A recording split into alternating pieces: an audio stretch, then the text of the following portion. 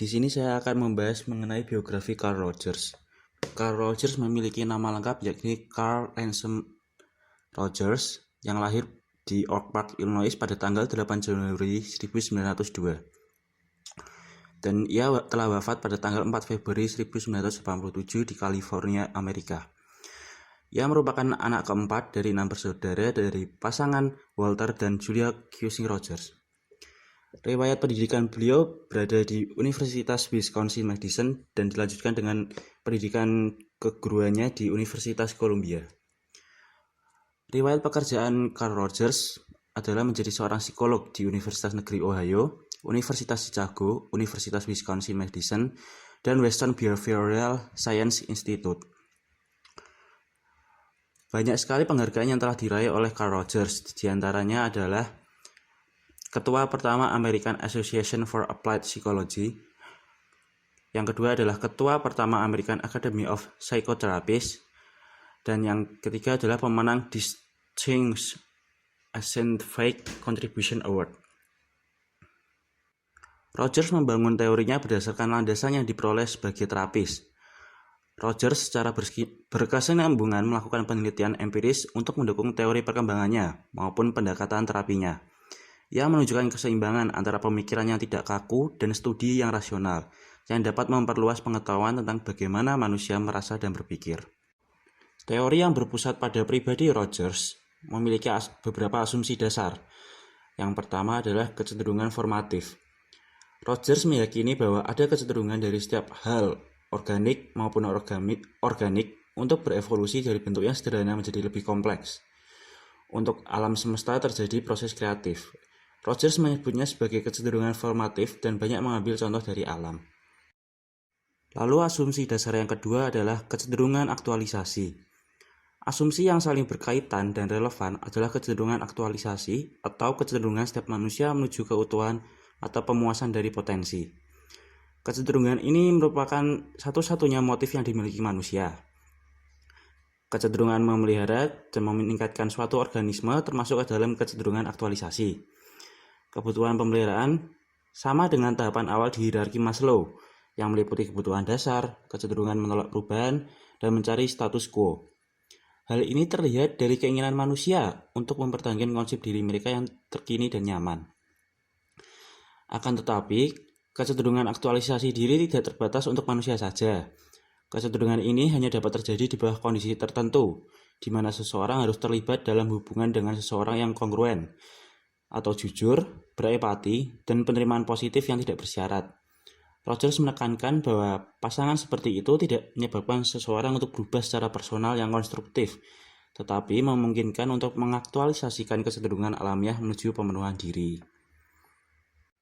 Lalu, asumsi dasar yang ketiga adalah diri dan aktualisasi diri. Rogers memberikan sebuah perumpamaan dari seorang bayi yang mulai mengembangkan konsep diri yang samar saat sebagian pengalamannya dipersonalisasikan dan dibedakan dalam kesadaran pengalaman sebagai aku atau diriku. Jadi secara bertahap mereka sadar akan identitasnya saat mempelajari apa yang baik dan buruk. Lalu mereka mengevaluasi pengalaman mereka sebagai yang positif dan negatif. Mereka menggunakan kecenderungan aktualisasi sebagai kriteria. Nah, saat struktur diri yang mendasar telah terbangun, kecenderungan bayi untuk aktualisasi mulai berkembang. Aktualisasi diri merupakan bagian dari kecenderungan aktualisasi. Kecenderungan aktualisasi merujuk pada pengalaman organisme dari individu dan merujuk pada manusia secara keseluruhan. Aktualisasi diri adalah kecenderungan untuk mengaktualisasikan diri sebagaimana yang dirasakan dalam kesadaran. Kedua kecenderungan aktualisasi akan selaras ketika organisme dan diri yang dirasakan selaras. Jadi Rogers mengajukan dua subsistem, yakni konsep diri dan diri yang ideal. Lalu selanjutnya asumsi dasar yang keempat adalah konsep diri. Konsep diri meliputi seluruh aspek dalam keberadaan dan pengalaman seseorang yang disadari oleh individu. Saat konsep diri ini sudah terbentuk, manusia akan menemukan kesulitan, perubahan, dan pembelajaran yang penting. Pengalaman yang tidak konsisten dengan konsep dirinya akan disangkal atau diterima dengan bentuk yang telah didistorsi. Konsep diri yang terbangun menghasilkan perubahan. Nah, perubahan biasanya terjadi ketika ada penerimaan dari orang lain yang membantu seseorang mengurangi kecemasan dan ancaman, serta untuk menerima pengalaman-pengalaman yang ditolak sebelumnya. Lalu, asumsi dasar yang terakhir adalah diri ideal. Diri ideal adalah pandangan seseorang atas diri sebagaimana yang diharapkannya. Diri ideal meliputi semua atribut yang dimiliki seseorang, dan biasanya itu merupakan hal yang positif. Jadi diri ideal merupakan suatu harapan dari seseorang. Perbedaan yang besar antara diri ideal dan konsep diri mengindikasikan bahwa diri tersebut tidak selaras dan merupakan kepribadian yang tidak sehat. Individu yang sehat secara psikologis melihat perbedaan antara konsep dirinya dan apa yang ideal menurutnya. Lalu, dalam teori yang berpusat pada pribadi Rogers, terdapat kesadaran. Tanpa ada kesadaran, konsep diri ideal tidak mungkin ada. Kesadaran sebagai representasi simbolik, walaupun tidak selalu dalam bentuk simbol verbal, bisa juga dari pengalaman kita. Lalu dalam teori ini terdapat tingkat kesadaran. Rogers menemukan 3 tingkat kesadaran. 1. Beberapa kejadian dialami di bawah batas kesadaran dan biasanya diabaikan atau disangkal. Contohnya, ada seorang wanita yang sedang berjalan melewati jalanan yang padat. Sebuah kegiatan yang dapat menghadirkan banyak stimulus potensial, terutama stimulus visual dan auditori. Karena ia tidak dapat memperhatikan semuanya, maka banyak hal yang diabaikan. Lalu ada juga seorang ibu yang tidak pernah menginginkan anak, tetapi merasa bersalah sehingga menjadi terlalu cemas terhadap anak. Perasaan marah dan benci kepada anak mungkin tersembunyi bertahun-tahun dan tidak mencapai kesadarannya. Namun, tetap menjadi bagian dari pengalamannya dan mewarnai perilaku sadar yang ia lakukan terhadap anaknya. Maka hal ini disebut disangkal. Yang kedua, membuat hipotesis bahwa beberapa pengalaman akan disimbolisasikan secara akurat dan dimasukkan dengan bebas ke dalam struktur diri. Pengalaman ini biasanya tidak mengancam dan konsisten dengan konsep diri yang sudah ada. Contoh, apabila seorang pianis yang mempunyai kepercayaan diri atas kemampuannya bermain piano diberitahu oleh seorang temannya bahwa permainannya sangat baik, ia mungkin akan mendengar kata-kata tersebut, menyimbolisasikan secara akurat dan dengan bebas memasukkannya ke dalam konsep dirinya. 3. Pengalaman yang diterima dalam bentuk yang terdistorsi. Artinya, saat pengalaman tidak konsisten dalam pandangan kita terhadap diri, kita mengubah bentuk pengalaman agar dapat diasimilasikan dalam konsep yang sudah ada. Contohnya, seorang pianis diberitahu oleh pesaing yang tidak dapat dipercaya bahwa permainan pianonya sangat baik. Ia mungkin akan bereaksi berbeda. Ia akan mendengar komentar ini, namun mendistorsi agar ia merasa tidak terancam. Mengapa orang ini berusaha untuk memuji saya? Pengalaman tidak secara akurat disimbolisasikan dalam kesadaran dan kemudian dapat masuk ke dalam konsep dirinya yang sudah ada. Yang salah satu bagiannya mengatakan, saya adalah orang yang tidak mempercayai pesaing saya dalam permainan piano, terutama mereka yang berusaha untuk membohongi saya. Dari teori ini juga terdapat penyangkalan atas pengalaman positif. Dalam semua kasus, pujian dari orang lain juga mengimplikasikan hak dari seseorang untuk mengkritik atau menghujat, sehingga pujian membawa ancaman yang tersirat. Contohnya pianis yang tadi mengilustrasikan bahwa tidak hanya pengalaman negatif dan menyinggung yang didistorsi atau disangkalnya dari kesadaran. Kebanyakan orang menemukan kesulitan dalam menerima pujian yang tulus dan umpan balik positif. Rogers mendiskusikan proses yang diperlukan untuk menjadi seorang manusia. Untuk menjadi seorang manusia, seseorang harus membuat kontak positif ataupun negatif dengan orang lain. Kontak positif yang dimaksud adalah kontak sosial yang mengarah pada kerjasama. Sedangkan kontak sosial negatif itu mengarah pada pertentangan atau bahkan sama sekali tidak menghasilkan kontak. Kontak ini adalah pengalaman minimum yang penting untuk menjadi seorang manusia. Saat seseorang mengembangkan kebutuhan untuk dicintai, disukai, atau diterima oleh orang lain, itu merupakan kebutuhan yang dirujuk sebagai penghargaan positif. Roger yakin bahwa menerima penghargaan positif dari orang lain diperlukan dalam memberikan penghargaan positif pada diri sendiri. Namun saat penghargaan positif terhadap diri sendiri sudah dibangun, hal tersebut menjadi independen dari kebutuhan untuk terus dicintai. Hambatan pada kesehatan psikologis.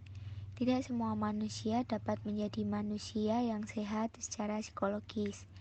Sebaliknya, kebanyakan manusia mengalami penghargaan bersyarat, inkongruensi, sikap defensi, dan disorganisasi. Yang pertama adalah penghargaan bersyarat. Mereka mempersepsikan bahwa orang tua, teman sebaya, atau pasangan mereka mencintai dan menerima mereka hanya apabila mereka dapat memenuhi ekspektasi dan persetujuan dari pihak-pihak tersebut. Penghargaan bersyarat menjadi kriteria penerimaan atau penolakan terhadap pengalaman kita. Kita secara bertahap mengasimilasikan struktur diri kita pada persepsi kita atas sikap yang ditunjukkan oleh orang lain pada kita.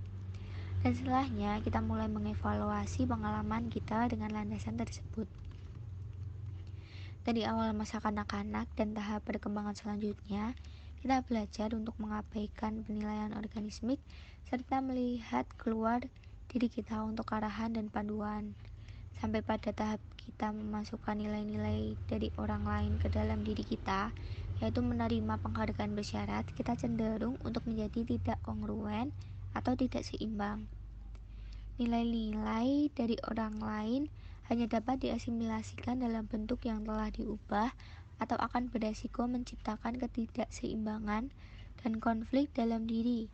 Persepsi kita terhadap pandangan orang lain disebut evaluasi eksternal. Evaluasi ini positif atau negatif. Tidak semua mendukung kesehatan psikologis, tetapi malah akan menghambat kita untuk menjadi terbuka sepenuhnya pada pengalaman. Yang kedua adalah inkongruensi. Organisme dan diri adalah dua entitas yang dapat kongruen satu sama lain ataupun tidak.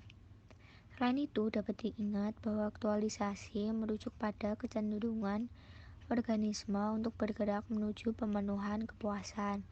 Ketika aktualisasi diri merupakan keinginan untuk diri yang dipersepsikan mencapai pencapaian kepuasan.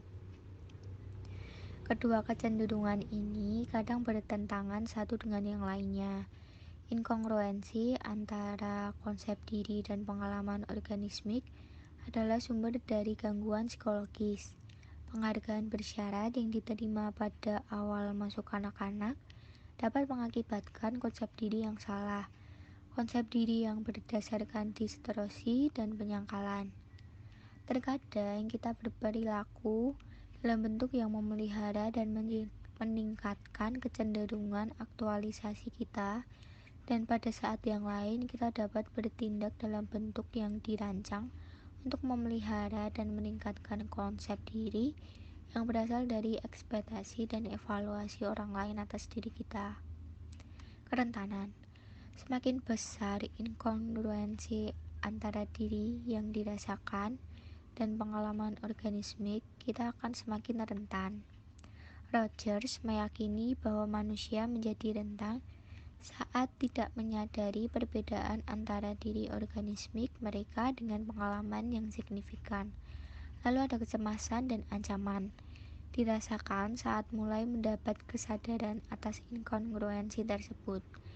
Menurut Rogers, kecemasan sebagai kondisi yang tidak menyenangkan atau tekanan dari sumber yang tidak diketahui. Saat menyadari inkongruensi atas pengalaman organismik dengan persepsi kita terhadap diri, kecemasan kita mulai berubah menjadi ancaman. Ancaman dapat merepresentasikan langkah menuju kesehatan psikologis karena memberikan tanda bahwa pengalaman organismik kita tidak sesuai dengan konsep diri.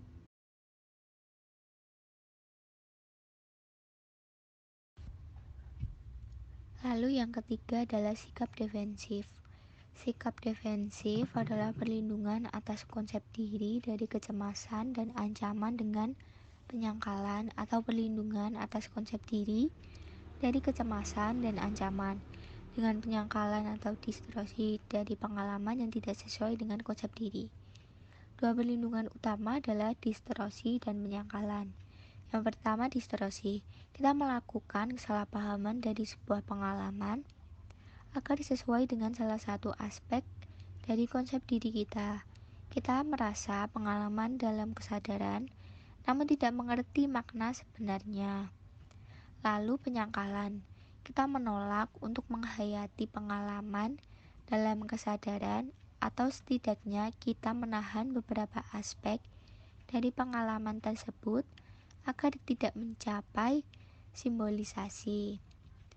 Distorsi dan penyangkalan memuaskan tujuan yang sama, yaitu mempertahankan persepsi kita atas pengalaman organismik untuk tetap konsisten dengan konsep diri kita yang membuat kita dapat mengajukan atau menutup pengalaman baru yang dapat saja menjadi penyebab kecemasan yang tidak menyenangkan atau ancaman. Lalu yang terakhir, yang keempat adalah disorganisasi. Disorganisasi dapat terjadi secara tiba-tiba atau dapat terjadi secara bertahap selama rentang waktu yang panjang. Ironisnya, selama terapi, manusia sangat rentan terhadap disorganisasi, terutama apabila terapis secara akurat menginterpretasikan tindakan mereka dan juga bersikeras bahwa mungkin mereka menghadapi pengalaman ini secara prematur. Dalam kondisi disorganisasi, manusia kadang berperilaku secara konsisten dengan pengalaman organismiknya dan kadang sesuai dengan konsep diri yang hancur. Roger menempatkan penekanan pada perbedaan individu dan keunikan individu. Di dalam lingkungan yang mendukung, manusia dapat tumbuh dengan caranya sendiri menuju proses untuk menjadi berfungsi sepenuhnya. Selain itu, Roger juga menekankan kemampuan manusia untuk secara sadar memiliki bentuk dari tindakannya. Manusia yang berfungsi sepenuhnya biasanya menyadari apa yang mereka lakukan dan mengapa mereka melakukan hal tersebut. Roger juga mengutamakan pengaruh sosial. Pertumbuhan psikologis tidak terjadi secara otomatis.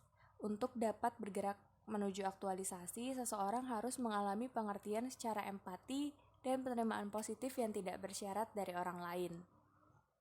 Walaupun banyak dari perilaku manusia yang ditentukan oleh keturunan dan lingkungan, manusia juga memiliki kapasitas untuk mengarahkan diri. Dalam suasana yang tidak mengancam, manusia bebas untuk menjadi apapun yang mereka inginkan sesuai dengan potensi mereka. Manusia hanya memiliki potensi untuk tumbuh, kebutuhan untuk tumbuh, dan keinginan untuk tumbuh. Manusia akan berjuang untuk menjadi utuh walaupun ada dalam keadaan yang tidak menguntungkan. Namun di bawah kondisi yang buruk, manusia tidak dapat menyadari potensi-potensi penuh untuk menjadi sehat secara psikologis. Sebaliknya, di bawah kondisi yang menguntungkan, manusia dapat menjadi lebih sadar diri, dapat dipercaya, jujur, dan mengarahkan dirinya untuk menggerakkan sifat-sifatnya untuk menjadi manusia masa depan.